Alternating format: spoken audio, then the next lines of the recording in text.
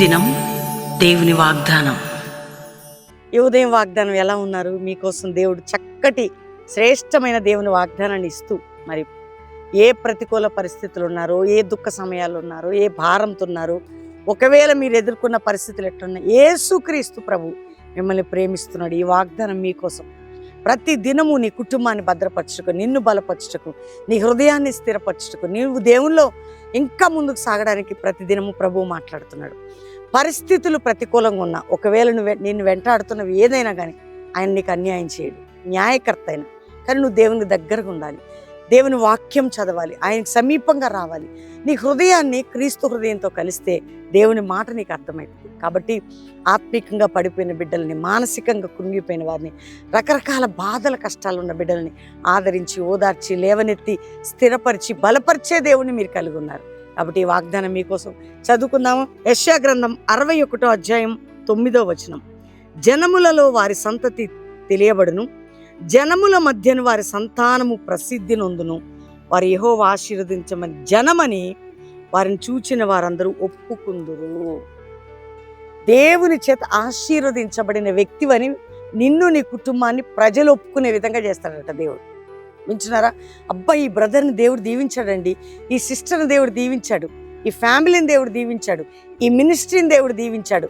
నిన్ను ప్రసిద్ధి చేసి ఆశీర్వదించబడిన వ్యక్తివని చెప్పుకునే విధంగా నిన్ను, నీ కుటుంబాన్ని దేవుడు చేయబోతున్నాడు.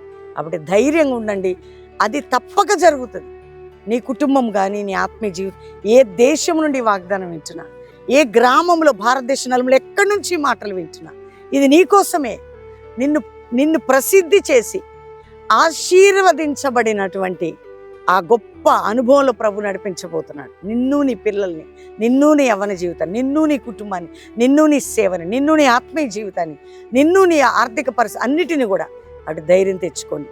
నేను నిన్ను ఆశీర్వదించి ప్రసిద్ధి చేయుదును, నిన్ను, నీ కుటుంబాన్ని ఆశీర్వదించి ప్రసిద్ధి చేయుదును వాగ్దానం. కాబట్టి ఈ వాగ్దానాన్ని ఎత్తిపట్టి ప్రార్థన చేసుకోండి. నాతో కలిసి ప్రార్థనలు ఏకీభవించండి.